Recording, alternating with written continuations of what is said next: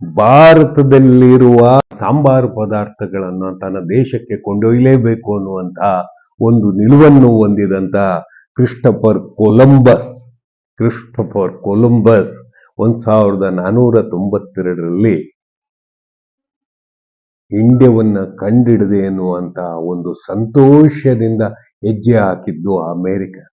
Caribbean ದ್ವೀಪಗಳನ್ನ ಬಳಸ್ಕೋತಾ ಹೋಗಿ ಅಮೆರಿಕವನ್ನ ತಲುಪ್ತಾನೆ. ಅಮೆರಿಕದ ಮೂಲ ನಿವಾಸಿಗಳು ನೋಡಿ ಅವ್ರನ್ನೇ ರೆಡ್ ಇಂಡಿಯನ್ ಅಂತ ಹೇಳಿ ಕರೀತಾನೆ.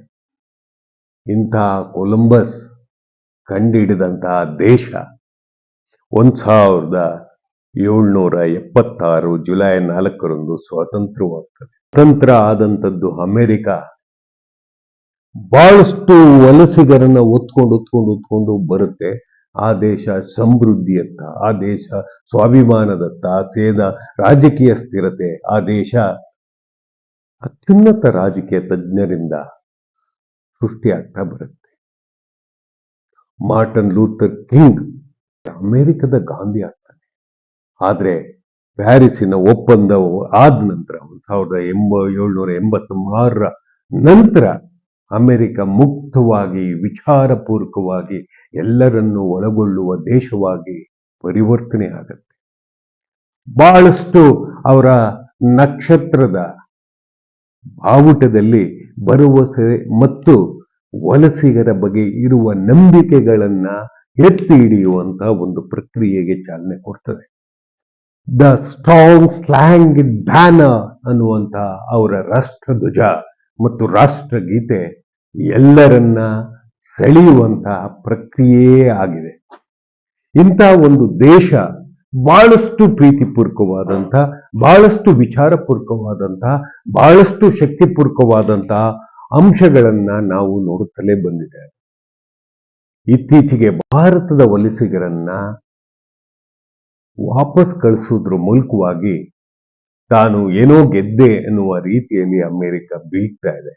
ಎಲ್ಲಕ್ಕಿಂತ ಮುಖ್ಯವಾಗಿ ಆ ದೇಶದ ಅತ್ಯಂತ ಸರ್ವೋಚ್ಚ ನ್ಯಾಯಾಲಯದ ಸೋನಿಯಾ ಸೊಟೊಮಯೋರ್, ರಾಕ್ ಬಜಾರ್ ಗಿನ್ಸಿಬರ್ಗ್, ಹೆಲೆನ್ ಖಗಾನ ಇವರೆಲ್ಲರೂ ಕೂಡ ಸುಪ್ರೀಂ ಕೋರ್ಟಿನ ಅಮೆರಿಕ ಸರ್ವೋಚ್ಚ ನ್ಯಾಯಾಲಯದ ನ್ಯಾಯಾಧೀಶರುಗಳು ವಲಸಿಗರ ಬಗ್ಗೆ ಅನುಕಂಪಯುತವಾಗಿ ಕಾರುಣ್ಯದಿಂದ ಮಾತನಾಡದಂಥವ್ರು. ಯಾತಕ್ಕೋಸ್ಕರ ವಲಸಿಗರ ಬಗ್ಗೆ ಕಾರುಣ್ಯದಿಂದ, ಮಾನವೀಯತೆಯಿಂದ, ಸಂಸ್ಕಾರದಿಂದ ಮಾತನಾಡಿದ್ರು ಅಂತ ಹೇಳಿದ್ರೆ, ಏನಾದರೂ ದೇಶದ ಸ್ವಾವಲಂಬನೆ, ಸ್ವಾತಂತ್ರ್ಯ ಮತ್ತು ಸ್ವೇಚ್ಛಾಚಾರ ಮತ್ತು ಎಲ್ಲಾ ರೀತಿಯ ಅಭಿವ್ಯಕ್ತ ಸ್ವಾತಂತ್ರ್ಯಕ್ಕೆ ಅವರು ಕೊಟ್ಟಂತ ಮಹತ್ವದ ಕೊಡುಗೆಯನ್ನ ಅವರು ಎತ್ತಿ ತೋರಿಸ್ತಾ ಇದ್ರು. ಇಂಥ ಸಮಯದಲ್ಲಿ 1951 IOM, international organisation of migration ಅನ್ನುವಂತಹ ಒಂದು ವಿಶ್ವಸಂಸ್ಥೆಯ ಸಂಸ್ಥೆಯೊಡನೆ ಸೇರ್ಕೊಂಡು ಬಹಳಷ್ಟು ಧನ ಸಹಾಯವನ್ನ ಅಮೆರಿಕದವರೇ ಮಾಡಿದ್ರು. ಯಾರಿಗೆ? ವಲಸಿಗರಿಗೆ. ಅಂತ ದೇಶ ಭಾರತದ ಅಸ್ಥಿರತೆಯ ಕಾರಣದಿಂದ, ರಾಜಕೀಯ ಅಸ್ಥಿರತೆ, ಆರ್ಥಿಕ ಅಸ್ಥಿರತೆ ಮತ್ತು ಅಭಿವೃದ್ಧಿಯ ಮಾನದಂಡದಲ್ಲಿ ಭ್ರಷ್ಟಾಚಾರ ಇವುಗಳಿಂದ ಬೇಸತ್ತ ಕೆಲವರು ಅಮೆರಿಕದ ಪಾಲಾಗಿದ್ದೂ ಇದೆ ಮತ್ತು ನಮ್ಮ ಬುದ್ಧಿ ಪಲಾಯನವಾದದ್ದೂ ಇದೆ. ಹೀಗೆ ಈ ದೇಶವನ್ನ ಕಟ್ಟಬೇಕಾದಂಥವ್ರು, ಈ ದೇಶದ ಆರ್ಥಿಕದ ಬೆನ್ನೆಲುಬಾಗಬೇಕಾದಂಥವ್ರು, ಈ ದೇಶದ ಸರ್ವತೋ ಅಭಿವೃದ್ಧಿಗೆ ದುಡಿಬೇಕಾದಂತ ಯುವ ಜನಾಂಗ ವಲಸೆ ಹೋದದ್ದು ಒಂದು ರೀತಿಯ ಅಸಹನೀಯವಾದಂತಹ ಅಂಶ. ನಾವೇನೇ ಹೇಳ್ಬೋದು, ಅವ್ರು ವಲಸೆಗೆ ಈಗ ಹೋಗ್ಬಿಟ್ರಲ್ಲ, ಈ ದೇಶವನ್ನ ಕಟ್ಟಬೇಕಾದವರು, ಈ ದೇಶದ ಅಸ್ಥಿರತೆಯನ್ನ ಈ ಜಾಗೃತಿಯಿಂದ ಎತ್ತಿಟ್ಕೋಬೇಕಾದವರು, ಪ್ರಬುದ್ಧತೆಯಿಂದ ಯೋಚಿಸಬೇಕಾದವರು ಎಲ್ಲರೂ ಕೂಡ ಆ ದೇಶಕ್ಕೆ ಹೋಗಿ ಆ ದೇಶದ ಬದುಕನ್ನು ಕಟ್ಟಿದ್ರು. ಆ ದೇಶದ ಬೆನ್ನೆಲುಬಾಗಿ ನಿಂತವರೇ ವಲಸಿಗರು, ಅಮೆರಿಕದ. ಈ ದಿವಸ ಟ್ರಂಪ್ ತನ್ನ ದೇಶದ ಅಕ್ರಮ ವಲಸಿಗರನ್ನ, ಅದರಲ್ಲೂ ಭಾರಿ ಮುಖ್ಯವಾಗಿ ಬೇರೆ ಎಲ್ಲ ಕೆನಡಾದವ್ರನ್ನ ಕಳಿಸಿದ್ದಾನೆ, ಯುರೋಪಿಯನ್ಸ್ ಕಳಿಸಿದ್ದಾನೆ, ಬಾಕಿ ಏಷ್ಯನ್ ಕಾಂಟಿನೆಂಟಿನ ಕೆಲವ್ರನ್ನ ಕಳಿಸಿದ್ದಾನೆ. ಆದ್ರೆ ಬಹಳಷ್ಟು ಯುವ ಜನರನ್ನ ಅಲ್ಲೇ ಇಟ್ಕೊಂಡು ದುಡ್ದು ಹಣ್ಣಾದಂತ ಭಾರತೀಯರನ್ನ ವಾಪಸ್ ಕಳಿಸ್ತಾ ಇದ್ದಾನೆ.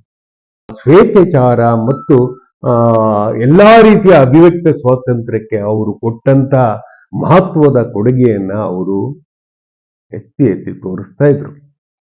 ಇಂಥ ಸಮಯದಲ್ಲಿ 1951 IOM international organisation of migration ಅನ್ನುವಂತಹ ಒಂದು ಸಂಸ್ಥೆಯೊಡನೆ ಸೇರ್ಕೊಂಡು ಬಹಳಷ್ಟು ಧನ ಸಹಾಯವನ್ನ ಅಮೆರಿಕದವರೇ ಮಾಡಿದ್ರು. ಯಾರಿಗೆ? ವಲಸಿಗರಿಗೆ. ಅಂತ ದೇಶ ಭಾರತದ ಅಸ್ಥಿರತೆಯ ಕಾರಣದಿಂದ, ರಾಜಕೀಯ ಅಸ್ಥಿರತೆ, ಆರ್ಥಿಕ ಅಸ್ಥಿರತೆ ಮತ್ತು ಅಭಿವೃದ್ಧಿಯ ಮಾನದಂಡದಲ್ಲಿ ಭ್ರಷ್ಟಾಚಾರ ಇವುಗಳಿಂದ ಬೇಸತ್ತ ಕೆಲವರು ಅಮೆರಿಕದ ಪಾಲಾಗಿದ್ದೂ ಇದೆ ಮತ್ತು ನಮ್ಮ ಬುದ್ಧಿ ಪಲಾಯನವಾದದ್ದೂ ಇದೆ. ಹೀಗೆ ಈ ದೇಶವನ್ನ ಕಟ್ಟಬೇಕಾದಂಥವ್ರು, ಈ ದೇಶದ ಆರ್ಥಿಕದ ಬೆನ್ನೆಲುಬಾಗಬೇಕಾದಂಥವ್ರು, ಈ ದೇಶದ ಸರ್ವತೋ ಅಭಿವೃದ್ಧಿಗೆ ದುಡಿಬೇಕಾದಂತ ಜನಾಂಗ, ಯುವ ಜನಾಂಗ ವಲಸೆ ಹೋದದ್ದು ಒಂದು ರೀತಿಯ ಅಸಹನೀಯವಾದಂತ ಅಂಶ.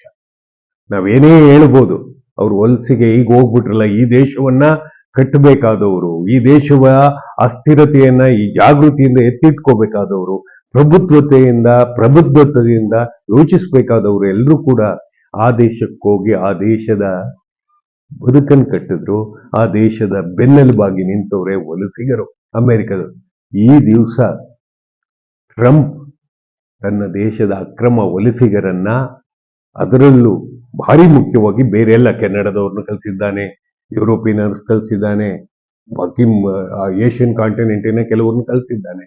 ಆದ್ರೆ ಬಹಳಷ್ಟು ಯುವ ಜನರನ್ನ ಅಲ್ಲೇ ಇಟ್ಕೊಂಡು ದುಡ್ದು ಹಣ್ಣಾದಂತ ಭಾರತೀಯರನ್ನ ವಾಪಸ್ ಕಳಿಸ್ತಾ ಇದ್ದಾನೆ. ಇಲ್ಲಿ ನೆಲೆ ಕಾಣ್ಕೊಳ್ಳಿಕ್ಕೆ ಸಾಧ್ಯ ಇಲ್ಲದೆ ಇರುವ ವಯಸ್ಸಿನಲ್ಲಿ ನನ್ನ ದೇಶದ ಪಾಲಾಗ್ತಾ ಇರುವ ನನ್ನ ದೇಶೀಯ ಜನ ಯಾವ ಸ್ಥಿರತೆಯೂ ಇಲ್ಲದೆ ವಾಪಸ್ ಬಂದು ನಿಂತ್ಕೊಳ್ತಾ ಇದ್ದಾರೆ. ಅವರ ರಿಹಾಬಿಲಿಟೇಷನ್ ಹೇಗೆ ಅನ್ನುವಂಥದ್ದು ಭಾರತದಲ್ಲಿ ದೊಡ್ಡ ಪ್ರಶ್ನೆಯಾಗಿ ನಿಲ್ಬಹುದು. ಒಂದು. ಎರಡನೇದು, ನಾವು ತನ್ನ ತಾಯಿ ನೆಲವನ್ನು ಬಿಟ್ಟು ಹೋಗಿದ್ದಕ್ಕೆ ಪ್ರಾಯಶ್ಚಿತ ಪಶ್ಚಾತ್ತಾಪದಿಂದ ಅವಮಾನಿತರಾಗಿಯೂ ಬದುಕಬಹುದು. ಏನನ್ನೂ ಉಳಿಸ್ಕೊಳ್ಳದೆ ಈ ದೇಶದಲ್ಲಿ ಎಲ್ಲಾ ಸಂಪತ್ತನ್ನು ಅಲ್ಲೇ ಬಿಟ್ಟು ಬಂದವರು ಇರಬಹುದು. ಹಾಗಾದ್ರೆ ನೀವು ಕೇಳಬಹುದು, ಸರ್, ವಲಸಿಗರು ಅಕ್ರಮವಾಗಿ ವಲಸೆ ಹೋಗುವುದು ತಪ್ಪಲ್ವಾ? ಹೌದು, ವಲಸಿಗರು ವಲಸೆ ಹೋಗುವುದು ಅಕ್ರಮವಾಗಿ ತಪ್ಪೆ. ಆದರೆ ಇಂಟರ್ನ್ಯಾಷನಲ್ ಆರ್ಗನೈಸೇಷನ್ ಆಫ್ ಮೈಗ್ರೇಷನ್ ಈಗ ಗಾಜಿಯಾ, Afghanistan, South Korea, Iran, Iraq ಇವುಗಳ ನಡುವೆ ಯುದ್ಧದ ಭೀತಿಯನ್ನು ತಂದಿಟ್ಟು ಅಸ್ಥಿರತೆಯನ್ನು ಸೃಷ್ಟಿಸಿ, ಅಸ್ಥಿರತೆಯ ಕಾರಣದಿಂದಲೇ ವಲಸೆಗೆ ವೆಲ್ಕಮ್ ಮಾಡಿದಂತ ದೇಶ ಅಮೆರಿಕ. ಅಸ್ಥಿರತೆಗಳನ್ನು ಸೃಷ್ಟಿಸುವಂತದ್ರಲ್ಲಿ ಅಮೆರಿಕ ಭಾರಿ ಮುಂಚೂಣಿಯಲ್ಲಿದೆ. ಗಾಜಿಯಾ ನಗರದ ಆ ಅಬ್ಬೆಪರಿ ಜನರ ಹತ್ರ ಹೋಗಿ ನೀವೇನು ಹೆದರಬೇಕಾಗಿಲ್ಲ, ಆ ದೇಶದ ಬದುಕನ್ನು ಕಟ್ಕೊಡುವ ಕೆಲಸ ನಾನು ಮಾಡ್ತೀನಿ ಅಂತ ಹೇಳುತ್ತೆ. ರಷ್ಯಾದ ವಿರುದ್ಧ ಅಫ್ಘಾನಿಸ್ತಾನವನ್ನು ಎತ್ತುಕಟ್ಟಿ ಇರಾನ್ ಅಂಡ್ ಇರಾಕ್ ಅಲ್ಲಿ ಸದ್ದಾಮ್ ಹುಸೇನ್ ಕೊಲ್ಲಲ್ಪಡ್ತು. ಇರಾನ್ನಲ್ಲಿ ಯುದ್ಧವನ್ನು ಪ್ರಾರಂಭಿಸಿದೆ. ಸೌತ್ ಕೊರಿಯಾದ ವಿರುದ್ಧ ಯುದ್ಧ ಪ್ರಾರಂಭಿಸುತ್ತದೆ. ಅದೇ ರೀತಿಯಾಗಿ ಬಾಂಗ್ಲಾದೇಶದಲ್ಲಿ ಅಸ್ಥಿರತೆಯನ್ನು ಸೃಷ್ಟಿಸುತ್ತದೆ. ಪಾಕಿಸ್ತಾನ ಭಾರತದಲ್ಲಿನ ಅಸಮಾನತೆಯನ್ನ ಉಲ್ಬಣಗೊಳಿಸಲಿಕ್ಕೆ ಪಾಕಿಸ್ತಾನಕ್ಕೆ ಬಹಳಷ್ಟು ವೆಪನ್ಸ್ಗಳನ್ನ ಮಾರಾಟ ಮಾಡುತ್ತೆ. ಚೈನಾದ ಪನಾಮಾ ಕಾಲುವೆಗೆ ವಿಚಾರದಲ್ಲಿಯೂ ತಲೆ ಹಾಕ್ತದೆ. ಕೆನಡಾದ ಗ್ರೀನ್ಲ್ಯಾಂಡ್ ಬಗ್ಗೆಯೂ ಕೂಡ ಕೆಲಸವನ್ನು ಮಾಡುತ್ತದೆ. ಡೆನ್ಮಾರ್ಕಿನ ಗ್ರೀನ್ಲ್ಯಾಂಡ್ಗೆ ಸಂಬಂಧಪಟ್ಟ ಕೆಲಸ ಮಾಡುತ್ತೆ. ಇದೆಲ್ಲ ಏನ್ ತೋರಿಸ್ತಾ ಇದೆ ಅಂತ ಹೇಳಿದ್ರೆ, ಈ ಜಗತ್ತಿನ ಎಲ್ಲಾ ನೆಲದ ಮೇಲೆಯೂ ತನ್ನ ಪ್ರಭುತ್ವ ಇರಬೇಕು ಅನ್ನುವಂಥದ್ದನ್ನ ತೋರಿಸ್ತದೆ. ಆದರೆ ತನ್ನ ಪ್ರಭುತ್ವದ ಒಳಗಡೆ ಇರುವ, ಅಮೆರಿಕದ ಪ್ರಭುತ್ವದ ಒಳಗಡೆ ಇರುವ ಜನರಿಗೆ ಅತಂತ್ರತೆಯನ್ನ ಸೃಷ್ಟಿಸ್ತಾ ಇದೆ. ಅಮೆರಿಕ ಅನ್ನುವಂಥದ್ದು ಜಗತ್ತಿನಾದ್ಯಂತ ಅತಂತ್ರತೆಯನ್ನ ಸೃಷ್ಟಿಸುವ ಒಂದು ಪ್ರಕ್ರಿಯೆಯ ಒಳಗೊಂಡಂತಹ ದೇಶ. ಅದಕ್ಕೆ ಗೊತ್ತಿದೆ, ಯಾರ ಹಣವೂ ನನ್ನ ದೇಶದ ಒಳಗಡೆ ಅರಿಯಲ್ಪಡ್ತಿದೆ ಅಂತ ಹೇಳಿ ಆ ಹಣವನ್ನು ರಿಲೀಸ್ ಮಾಡ್ಕೊಳ್ಳದೆ ಹಬ್ಬೆಪರಿಯಾಗಿ ಬರಿಗೈಲಿ ಕಳಿಸುವಂತ ಕೆಲಸವನ್ನು ಮಾಡ್ತಾ ಇದೆ. ಇದು ಒಂದು ಭಿನ್ನವಾದಂತಹ ರಾಜಕೀಯ ಅಸ್ಥಿರತೆಯ ಕಾರಣಗಳನ್ನು ಒಳಗೊಂಡಿದೆ ಮತ್ತು ಇಲ್ಲಿಯ ಭ್ರಷ್ಟರು ಇಟ್ಟಿರುವ ಹಣ ಪ್ರಮಾಣವು ದುರ್ಗುಣವಾಗೇ ಇದೆ ಅಲ್ಲಿ. ಈ ಎಲ್ಲವನ್ನ ಗಮನಿಸಬೇಕು.